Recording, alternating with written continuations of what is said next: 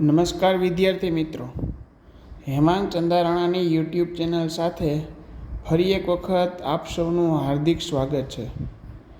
વિદ્યાર્થી મિત્રો, ભણતર માટે સરકાર અવારનવાર નૂતન પ્રયત્ન કરતા હોય છે, જેમાં આવતા વર્ષથી એટલે કે જૂન 2024થી નવી 2 યોજનાનો અમલ થવા જઈ રહ્યો છે.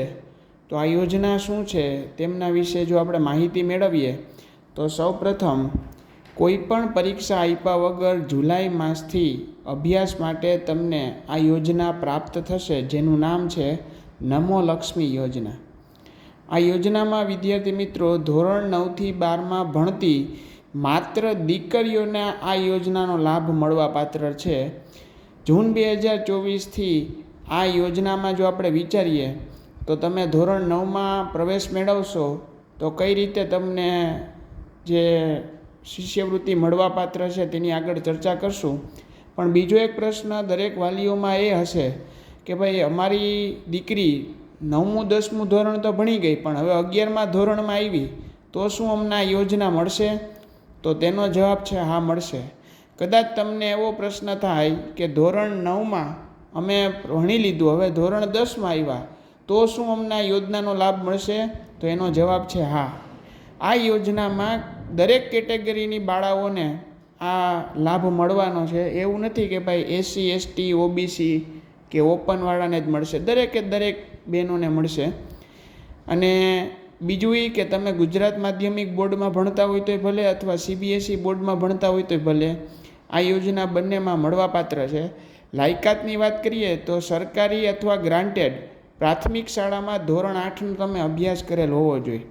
આના માટે તમારે આ જે લાયકાત છે એ જરાક ધ્યાન આપશો કે સરકારી અથવા ગ્રાન્ટેડ પ્રાથમિક શાળામાં ધોરણ 8નો અભ્યાસ કરેલ હોવો જોઈએ.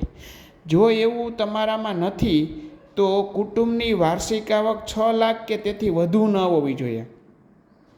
જો એ પણ યોગ્ય નથી તો ખાનગી શાળામાં કદાચ તમે RT અંતર્ગત ધોરણ 1થી 8નો પ્રવેશ કર્યો હોય તો પણ તમે આ યોજનામાં માન્ય રહેશો.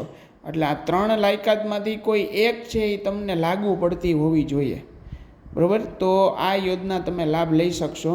આ કુટુંબની વાર્ષિક આવક છે, જો તમે પ્રાઇવેટમાં ભણ્યા હોય તો આપણે આ લાગુ પડશે કે ભાઈ કુટુંબની વાર્ષિક આવક 6 લાખથી વધુ ન હોવી જોઈએ. હવે કઈ રીતે આ યોજના છે એ આપને મળવાપાત્ર છે? પૈસા 50,000 રૂપિયા છે એ કઈ રીતે મળશે? તો કે ભાઈ ધોરણ 9 કે 10માં જ્યારે તમે પ્રવેશ મેળવશો ત્યારે દર મહિને 500 રૂપિયા, એમ 10 મહિના સુધી 500 લેખે 5,000 રૂપિયા ધોરણ 9માં, તેવી જ રીતે 10 મહિના સુધી 500 લેખે 5,000 ધોરણ 10માં. એટલે કે ધોરણ અને 9-10 બંને તમે પૂર્ણ કરશો ત્યાં સુધીમાં તમને 10,000 રૂપિયા મળવાપાત્ર છે. જો તમે ધોરણ 10ની માર્ચ મહિનાની બોર્ડની પરીક્ષામાં ઉત્તીર્ણ થશો તો તમને અન્ય 10,000 રૂપિયા મળશે. કેટલા ટકાએ તમે પાસ થાવ છો, કેટલા PR પાસ થાવ છો એ મહત્ત્વનું નથી, માત્ર ઉત્તીર્ણ થવાનું છે. ઉત્તીર્ણ થશો ત્યારે તમને 10,000 રૂપિયા છે એ મળવાપાત્ર છે.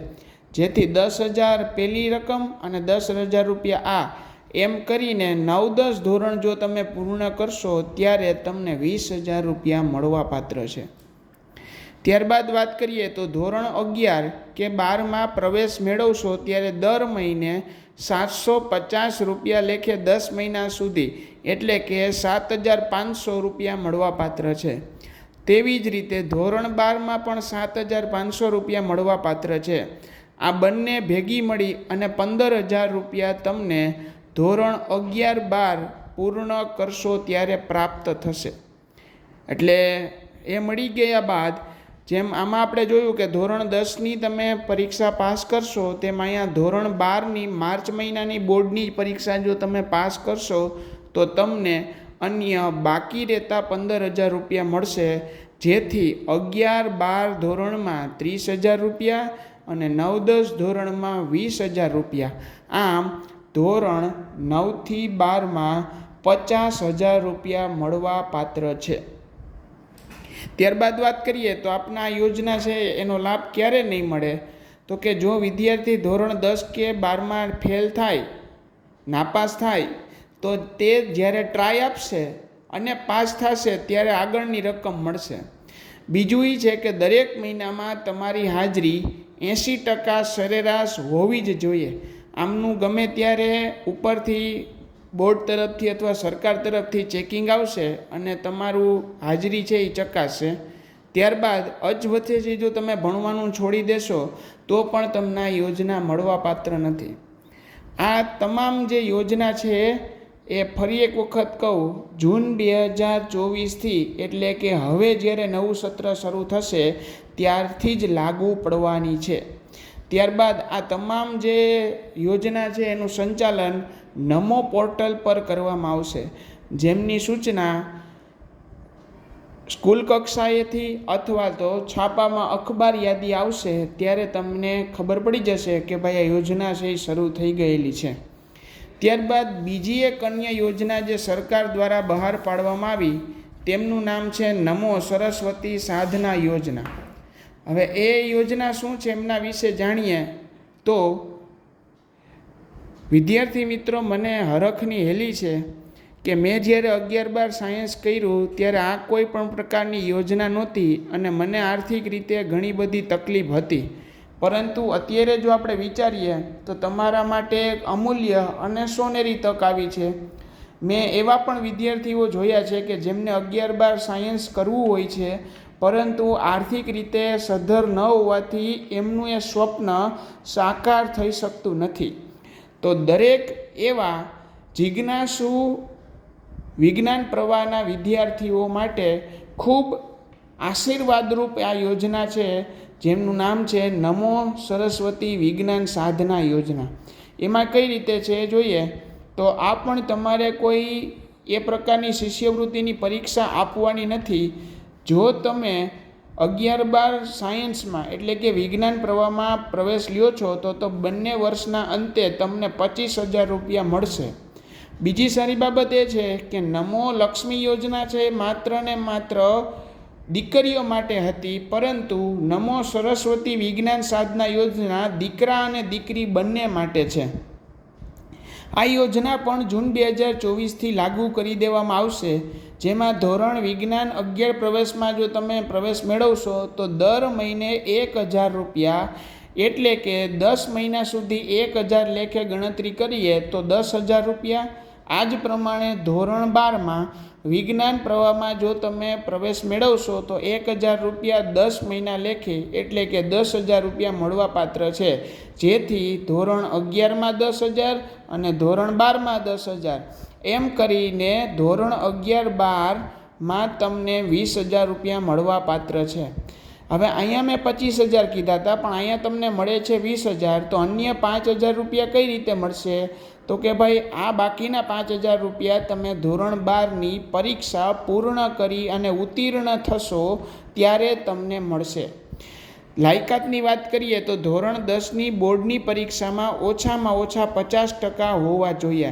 આ એક શરત છે જે ધ્યાને લેવી, તો જ તમે આ યોજનામાં લાભ લઈ શકશો. હવે કોઈ પણ કેટેગરીના વિદ્યાર્થીઓ આમાં ફોર્મ ભરી શકે છે. એવું નથી કે SC ST કે OBC કે અન્ય તમામ કેટેગરી માટે 50% રાખેલા છે. તમામ કેટેગરી જો 50% સાથે પૂર્ણ થયેલ હોય તો તમે આ યોજનામાં લાભ લઈ શકો છો. વિદ્યાર્થીઓએ 9-10 જો ખાનગી શાળામાં પાસ કર્યું હોય, ધોરણ 9-10 ખાનગી એટલે કે પ્રાઇવેટ સ્કૂલમાં જો પાસ કરેલ હોય તો કુટુંબની આવક 6 લાખ કે તેથી વધુ ન હોવી જોઈએ. અથવા ધોરણ 9-10માં સરકારી ગ્રાન્ટેડમાં ભણેલા હોય તો આવક મર્યાદા ધ્યાનમાં લેવાની નથી. એમની આવક 6 લાખ કરતાં વધારે હોય તો પણ માન્ય છે. તો આ ત્રણમાંથી જે આપને લાયકાતમાં આપ આવતા હોય એ અનુસરી ત્યારબાદ તમે આમાં ફોર્મ ભરી શકશો. ધોરણ 9-10ની વાત કરીએ તો આપને ક્યારે આ યોજનાનો લાભ નહીં મળે.